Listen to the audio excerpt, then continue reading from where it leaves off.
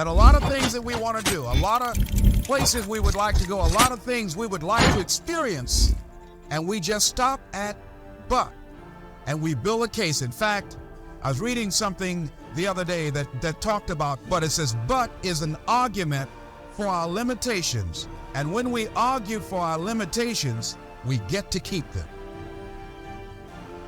See, but will cause you to procrastinate, but will cause you to hide out behind fear, but will cause you to come up with all type of excuses that you can validate your inaction and not acting on your dream.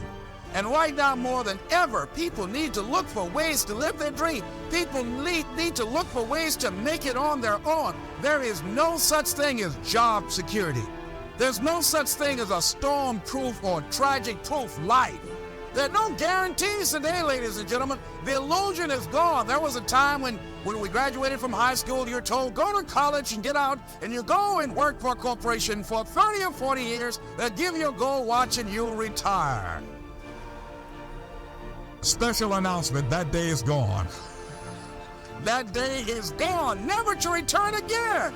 So instead of people living in fear, feeling stressed out, feeling powerless, feeling like victims, I think it should be a time that we need to begin to look at ways that we can become an active force in our own lives. Look at ways when we can decide to take charge of our own destiny. Look at ways when we can decide to design a life of substance and begin to truly live our dreams.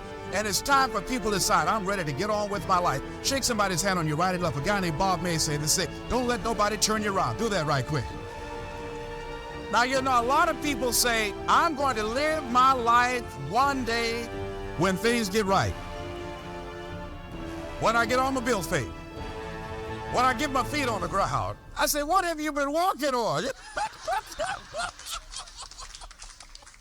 See, there are no problem-free moments. A guy named Dimples had a record one time called, If It Ain't One Thing, It's Another. And I say, if it ain't one thing, it's 12 others. Always something there to build a case on why you can't move on, why you can't grow to the next level, why you can't begin to manifest your greatness, why you can't begin to live life on your terms. Always something there to block you, to keep you where you are, and keep you from beginning to develop your true greatness. Always some fear. How do we handle it? And I'm saying that if you've been hiding out behind but, if you've been using the fact that you don't have enough money or you don't have the education, take it head on. Don't get the education. I was saying to a guy the other day who was saying, I said, how old are you? He says, 47 years old. I said, your sister told me that you can't read. He said, that's right. I said, why? Well, you know, I didn't go to school. I said, excuse me, how old are you? I'm 47. 47? Yes. And you can't read or write? Yes. Have you ever heard of adult school, adult education? Have you decided that you should learn how to read to begin to expand your world? Why are you using that as a racket? Why don't you decide now that you're going to expand your world? That if other people can learn, you can learn too. Well, it's hard for me. Have you been and sit in a class yet? Have you signed up yet? No, I haven't. See, a lot of people say no, ladies and gentlemen, to things, and they don't even know what they're saying no to. They haven't even challenged themselves. He hasn't even gone to sit into a class and say, teach me how to read. Instead, it's been easier for him to go through life, he thinks, trying to play a whole con game, pretending he knows how to do something that he doesn't know how to do. And you know what? Most of us go through life like that. Most of us go through life pretending that we're satisfied where we are, pretending that everything is okay, pretending that we don't have any special goals or ambitions or desires, when really deep down inside we do really want more. But if you look at our behavior, if you judge based upon what we do, that really will tell you some true stories about people, because you have to judge a tree by the fruit it bears, not the fruit that it talks about. See, a lot of people pretend that they want more out of life, but all you have to do is watch their actions. That will tell you something. So I used to pretend that I wanted to lose weight, but how could you tell I was pretending? Watch me when I have a piece of sweet potato pie. Nothing get within walking distance of some peanuts, some potato chips. See, I was pretending that I really wanted to lose weight. No, you just watch what I eat. I'll tell you what I'm seriously committed to. People will tell you, oh yeah, one day I want to have a restaurant. See, they're pretending they want to go into business for themselves. They're not serious. How can you tell? Let's watch their actions. Watch what they're doing. The proof is in the pudding. So if you want to do something, if you thought about something you want to do, take it head on. Decide that you're going to start looking at it, start doing research on it, start tackling it, start becoming involved in whatever and wherever it might lead you to begin to explore the possibilities in that particular thing that you're seeking so that you can begin to learn all you can about it. Decide that you're going to face it, that whatever shortcomings you have, that you're going to strengthen yourself there. Whatever training that's required, that you're going to go get that training, that you're going to get started right now. And George Washington Carver would say, do what you can, where you are, with what you have, and never be satisfied. S.B. Fuller used to say, and you heard Joe Dudley talk about, always strive to be more than that which you are. Yeah, don't get satisfied with yourself. Always know that wherever you are, you can enjoy more, that you deserve more. But most people, you know what they do? Most people go through life quietly and safely, tiptoeing to an early grave. Find out what it is you want and go after it as if your life depends on it. Why? Because it does. People that have found their passion, people that found the things that they love, people that have found the things that they can pour their lives into, those people live longer. I was in New York and I had to do a seminar at a special church, and a guy by the name of Reverend Johnny Youngblood. And I said, how is it that you were able to build this big housing facility and got all of the various community and religious groups together to have this dwelling for 2,000 residents that were once homeless? How were you able to take on this responsibility? Wasn't it overwhelming? He said, the kind of work I do, he said, it's in me. I've got to live what's in me. And I think that's everybody's desire in life. You got to live what's in you. Life is just too short and unpredictable. But what do we say? But there always be tomorrow. Oh no. There are no guarantees you're going to show up tomorrow. There are a lot of people who were here yesterday that they're not here today. There are a lot of opportunities that were around yesterday. They're not here today. Oh, you can wait, but you know what Abraham Lincoln said? Well, good things might come to those who wait, but only the things that have been left over by those who hustle. So don't let him go through life picking up leftovers. You deserve much more than that. The leftovers is somebody has left you, so take it head on, begin to explore. Here's something else. Decide to do it now. Decide whatever you want to do, that you are now going to become actively involved right now, exploring the possibilities for you. That you're going to look at it and do just a little bit of it right now. When I decided to become a speaker, I didn't just quit my job and just ran out and say, I'm a motivational speaker. No. What I did was I decided to start looking at other people that were involved in the speaking profession. I volunteered to work with some speakers so that I could learn. Whatever you want to do, get your feet wet. Gain some experience doing some volunteer work in the area and find out whether or not this thing you want to do will fit for you. A friend of mine told me he wanted to have a restaurant. I said, have you ever operated a restaurant before? He said, no. I said, well, really, you don't even know if you want one. I said, what's your expertise? What do you bring to the table? He said, I can cook real good. I said, but what about the management side? What about the business part of the restaurant? You're not going to be cooking all the time. Somebody's got to receive the money. Who's going to manage the personnel? He said, you got it right. You got a point there. So this guy got a job in a restaurant in the evening time on a part-time basis. After doing that for a while, he said, you know what? I think I just want to be a chef. He said, after working there, people didn't show up to work. He said, it's hard to find the help. People weren't responsible. The headaches, the guests were just giving him problems day in and day out. They weren't ever satisfied. He said, no, I just think I'll stick to cooking. So you got to find out what fits for you. Because you might decide that after you go up in there and examine it, experience it, and get some experience under your belt on it, well, you say, this is really not what I want. This does not fit for me. So decide that you're going to do that. Now, John H. Johnson said something that's very important. He said, there's no defense against an excellence that meets a pressing public need.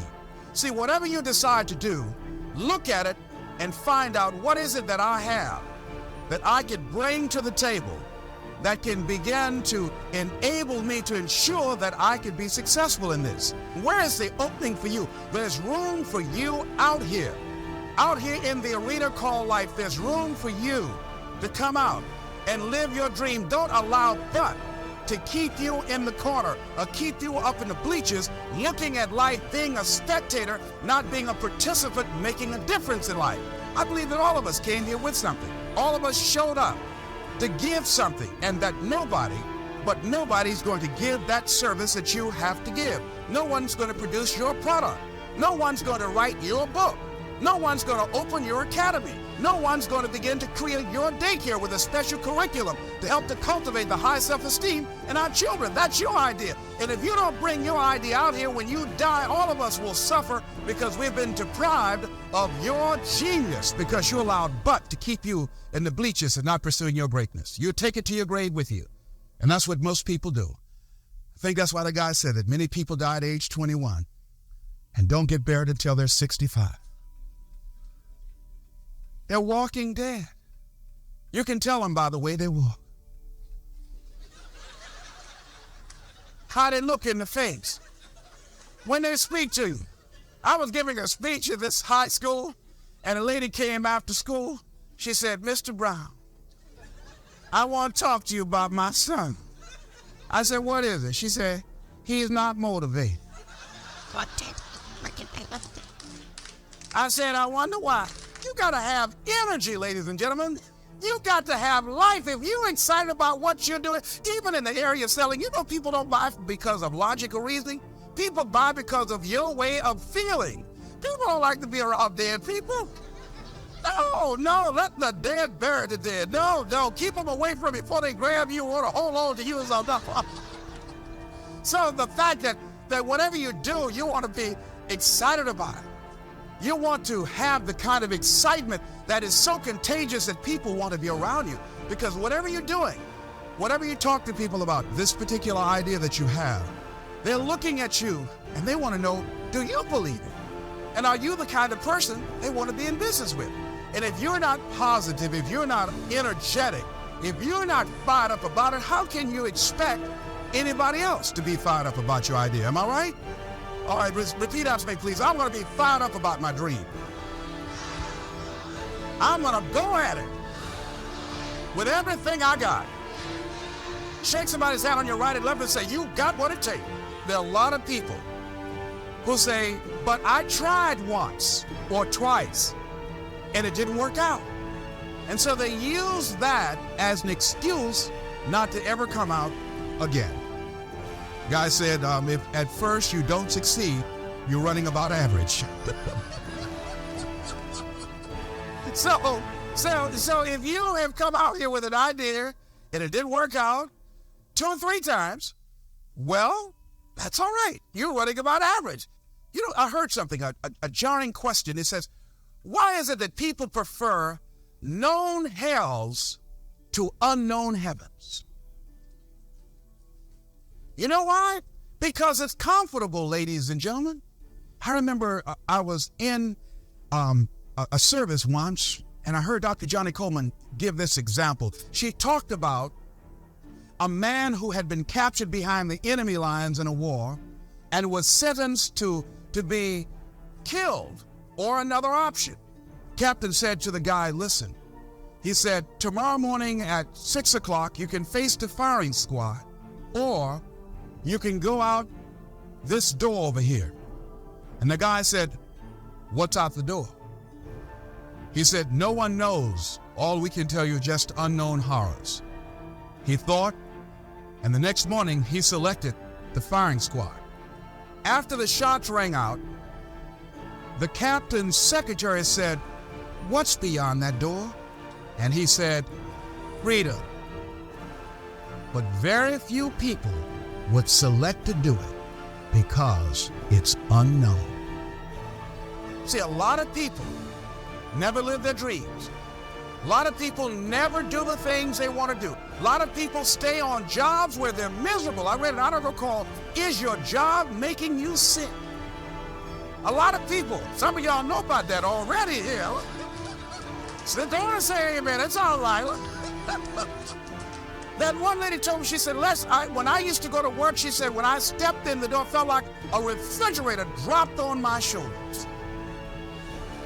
How many of y'all understand that kind of feeling?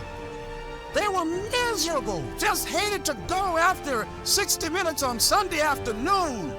Or come Monday morning, my head used to throb. I just couldn't take it. Didn't want to go sometimes just for the heck of it. I just drive on by. I used to hate to go to work. Many of us choose an active living death. Many of us are walking dead. The walking dead. That we're not doing what we want to do. Many of us stay in relationships where we're dying together rather than growing and expanding and living together. We're miserable, but because we don't have the courage to see ourselves beyond that relationship that has turned toxic, we go through life living dead people. And then you can always tell couples that have been together for a little while. Go in a restaurant, the ones sitting side by side, giggling and talking to each other, feeding each other with their fork and spoon, they just got together for 1 week.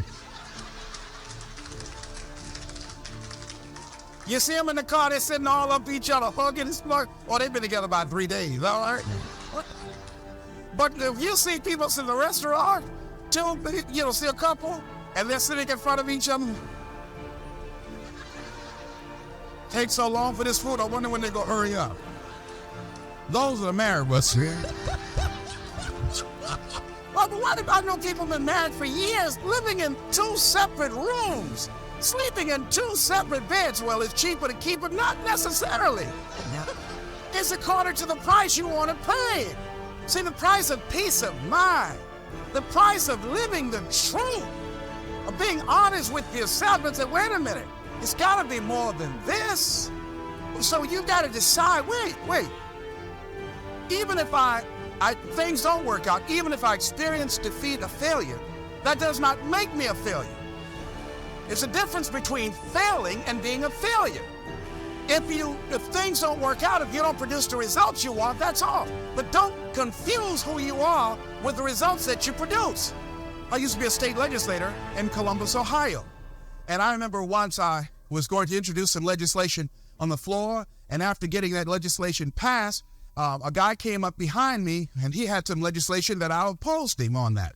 And I was about to stand up to debate this guy, and the guy next to me said, "Excuse, don't debate that guy. Why? Do you know who that is?" I said, "No, it's Will Koski from Toledo. It's a bad dude. He's a lawyer, Les. That man can debate. I don't care. I'm Les Brown, Minnie Brown's bum." Don't.